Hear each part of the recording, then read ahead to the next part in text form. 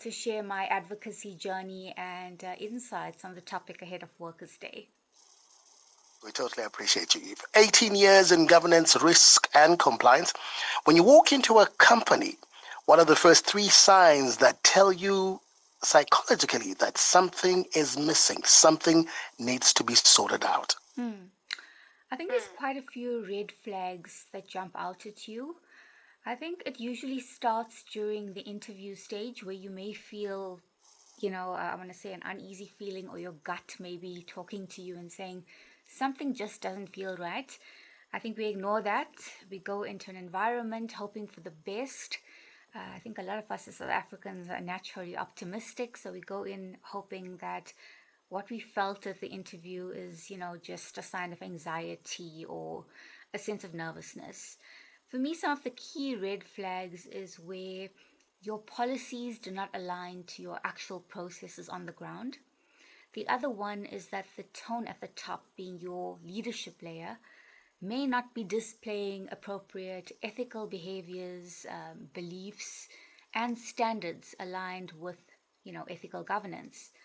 And I think the last one for me, and probably the most telling one, is when there is an issue, are employees feeling empowered that they can share this within the organization within a psychologically safe environment? So that means you share whatever concern it is, be it ethical or not. And following that, there is an independent and meaningful investigation that takes place, and there's no subsequent retaliation or harassment or similar types of behaviors that are then levied against you simply because you chose to speak the truth. So you got to trust your gut. Always. I think we learn this too late, right? We don't learn this in school. We learn it often when we're too late and we look back. That's why they called it hindsight. Because sometimes when you look back, you can say, I felt this funny feeling and I could feel the red flags from the beginning, but, here we are now.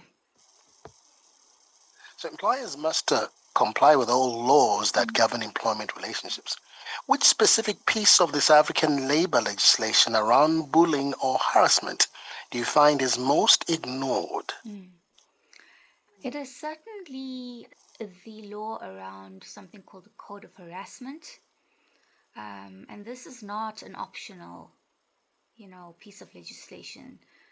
This actually places the onus on an employer group, be it public or private, to be able to create a safe working place for all employees, irrespective of your level or your title.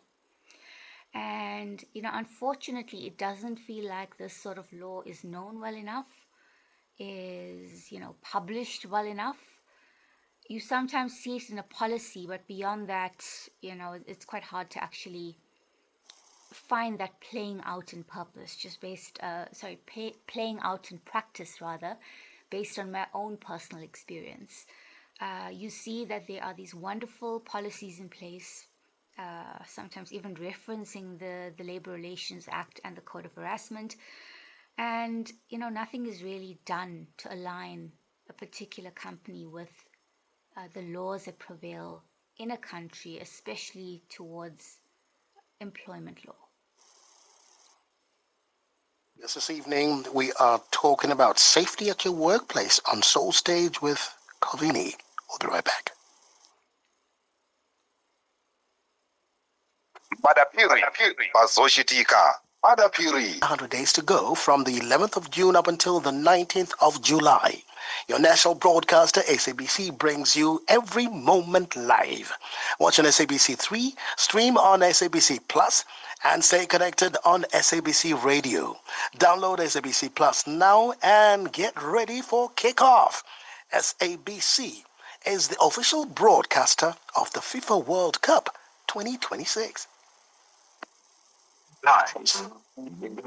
Shared on African Diaries, Africa. Live from Harare, Zimbabwe. And we continue our conversation tonight on Soul Stage with Calvini. So GRC is often seen as a tick box function. How do you make the business case to a CEO that investing in workplace culture and psychological safety is a risk mitigation strategy, not just an HR issue? That is a really great question. Really?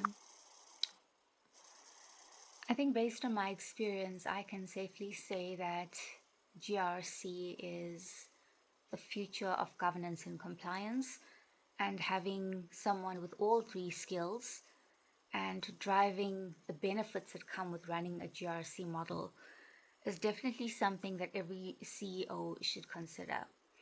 I should also note that, being aligned with GRC is also key from a risk maturity perspective within organizations.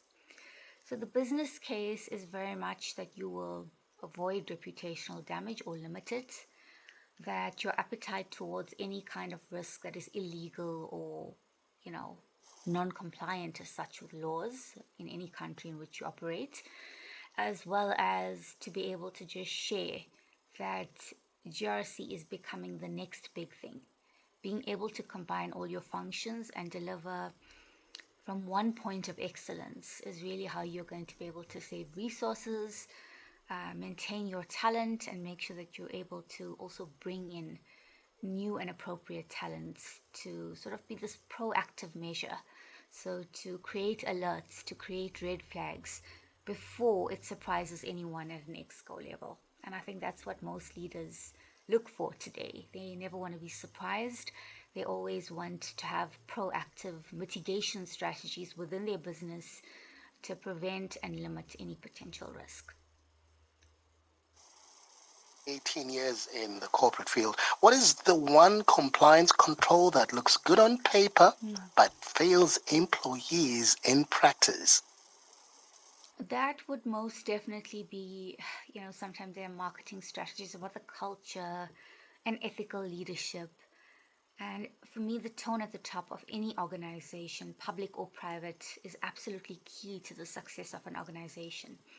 The tone at the top actually drives all layers of governance and culture that filter upwards to the CEO and the exco.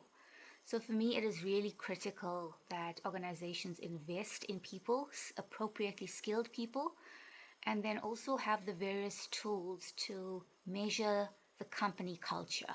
And you can certainly do that by surveys to your employees across different levels. You can do that with an ethics hotline, a forensics hotline. And you should really, as an executive, someone who takes your culture and the tone at the top very seriously, you should really consider investing in these tools to support, anonymous reporting, and also to be able to protect whistleblowers appropriately. I think we've all seen in South Africa that there is a whistleblower protection bill that's recently been issued but not finalized. So that is definitely something that from a law perspective and within companies needs to also have its own separate policies so that whistleblowers are not targeted, as we've often seen in the South African context, a very real concern, I must say.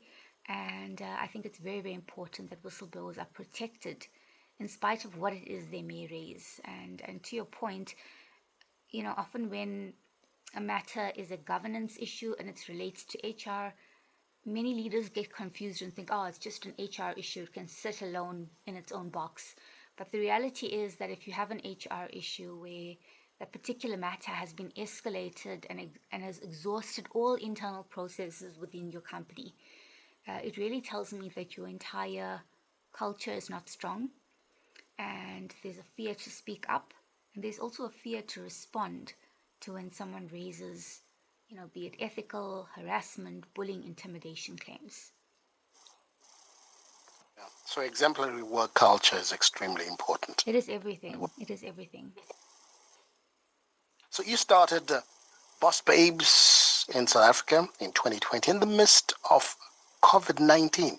What gap did you see in the digital advocacy space at the time? I think for me, we had just gone into lockdown 5 in South Africa. It was around March of 2020. I think we all remember that day that there was a media release and we were told, you're in lockdown 5, stay indoors.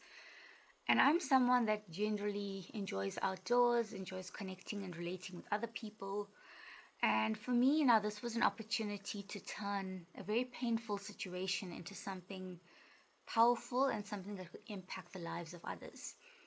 At the time that I created Boss Babes of South Africa, I created it literally from my bedroom. I created it as a hobby. I created just to share my thoughts on COVID and the fact that everyone was feeling so anxious. And little did I know that my advocacy journey was starting right there, because within a matter of 8 or 9 months, our platform had grown beyond 10,000 followers, all organic. Everything that we've done to date with Boss Babes on LinkedIn, on Instagram, as well as my personal brand, has all been organic. And this is really speaking to the power of digital media, the power of cancel culture, and the ability for us as human beings to connect with each other, especially in a time where everyone's locked down, and have relatable, authentic conversations. And I think we all just found this little network where we could be completely real on social media. And I think I also speak to the fact that often what we see on social media is a very airbrushed and highlight reel of someone's life. But at the time that we were going through COVID, I have two sisters that are in the public sector and that they were working in those actual COVID wards to support people. So for me, it was a very real and a very scary experience, because we would be afraid as to whether, they would make it home alive every day, because that was pretty much the context of what they were working in that additional exposure could lead, to an adverse consequence, to put it lightly. So that was something that I would regularly talk about. And, the power of authentic communication cannot be undermined. Back in COVID, and also now in terms of the way that digital media has just grown significantly over the last 5 years. And your followership has grown tremendously as well. Over 100,000 followers across the internet. So you are quite a huge deal in terms of digital influence. What is the one specific area you want to perhaps deal with in 2026? I think my advocacy has always been focused on social justice, and I think getting into the GRC space specifically, helps me align what I do from a career perspective with who I am as a person. The core of who I am is to be able to advocate for justice for those who may not have a voice, for those who may be afraid to use their voice, or those that may not just have the social power that I have at this point. And I think it's very important beyond myself to create the safe space and open up this conversation for debate. If anything, just for awareness, for people to know that workplace bullying, harassment, sexual harassment is not legal in South Africa. And it is very important that if you're going through something like this, that you are able to start maintaining what I call an evidence bundle. And don't take anything for granted. Don't believe when someone says don't write notes or don't record the session, or, you don't have to send minutes after everything. I have unfortunately learned the hard way through my many career opportunities that, the best advocate for yourself in any situation is yourself. As much as you may get, lawyers or unions to assist you, it is very important that I advocate for the rights of workers in South Africa, and to also advocate for employers to be aware of what their onus is and what they need to create within their organizations to make it a psychologically safe space for all employees, despite your level or title. So workers indeed are the engine of any economy. Workers' Day is around the corner. Ahead of Workers' Day, you are calling workplace bullying, culture, and psychological safety a silent pandemic. How do you come up with silent pandemic? Let's just start with GBV. It's no longer a silent pandemic, right? So we all are very aware that the president of South Africa has come out and declared GBV as a national disaster. But I think something that is less explored, less spoken about, simply because of fear and intimidation, in my view, is the concept of what we call corporate GBV. And that is GBV that exists within a corporate organization. There's a professional relationship between the employer and the employee, as would be stated in your contract. And yet, despite this, we hear, and I hear, because of my platform and people sending me direct messages all the time, I hear a lot from my mentees and my platforms that, people are just getting bullied out of organizations. They are being targeted when they speak up, when they raise ethical issues, when they raise, misuse of power, for example.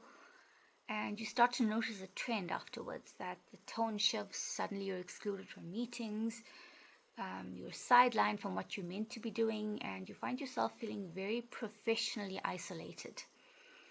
It's unfortunately something that I did experience during my career, so I can definitely back that up with my own lived experience, as well as just stories every day coming to me that is the same theme in different companies.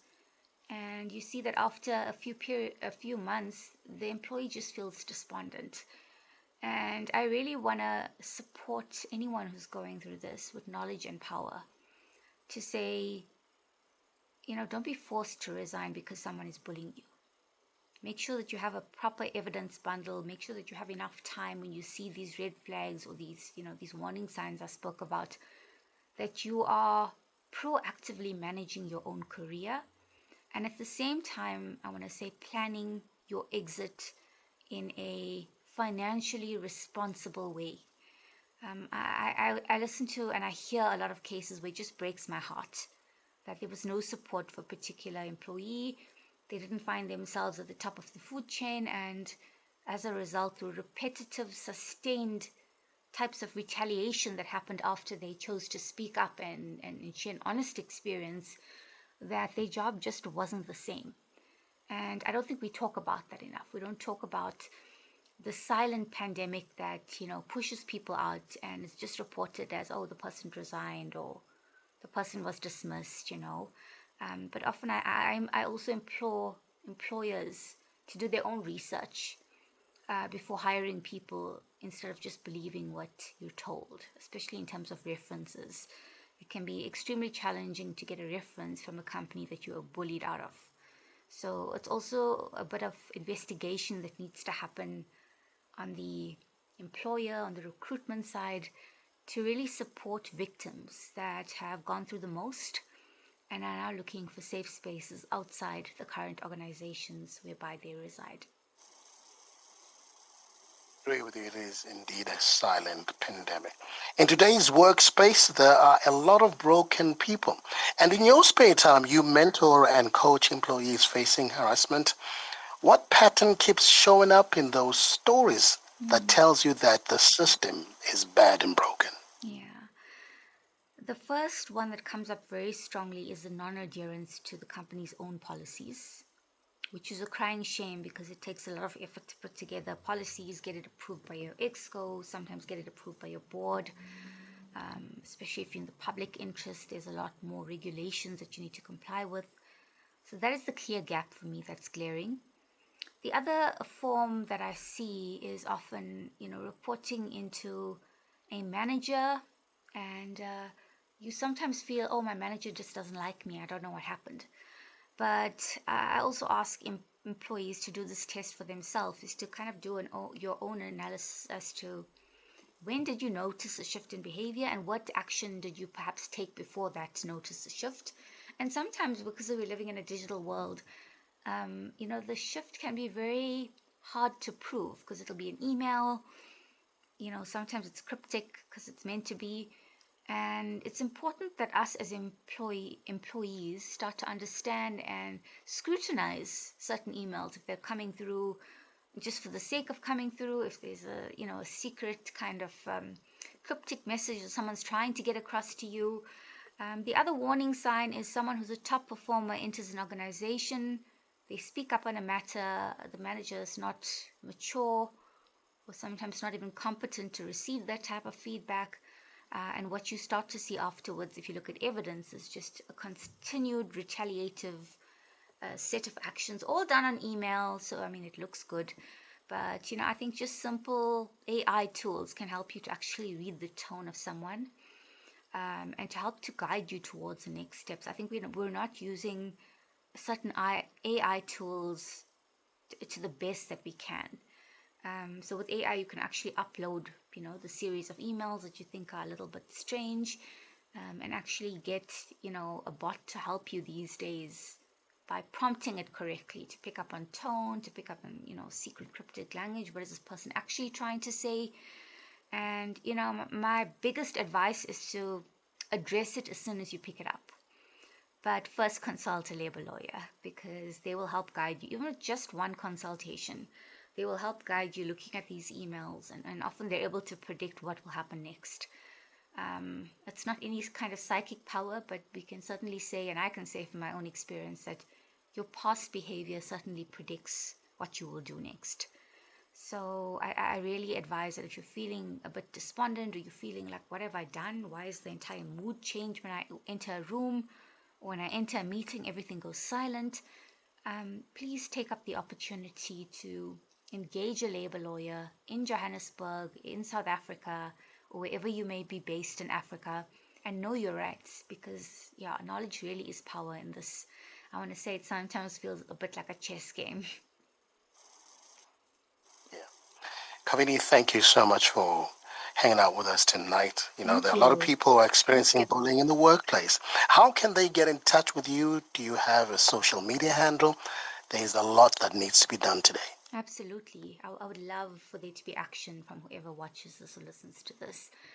You can reach me at inquiries at covenimodley.co.za. I am also on Instagram, on LinkedIn, my favorite digital platform, and on TikTok at covenimodley. Work that you're doing. Thank you so much. I really appreciate this opportunity to share my love for advocacy, and also my love for just helping people to know their rights, know their power, and stand up for themselves. So that was Kavini joining us some really important facts about the workplace today, right here on Social Stage. This is African Diaries. Thank you so much, Kavini. Thank you so much. I really, really appreciate you. Oh, thank you. I think that was quite an extensive conversation. To really, I hope so. If you have a link, Yeah. please send it to me as Yeah. well. Yeah. I will. Okay. I definitely will. Okay, Okay, brilliant. because we're live on Facebook. Oh, beautiful. Okay. I'll send it to you as soon as it's been clipped. Okay. Yeah, even if you can download it, that'll also be awesome.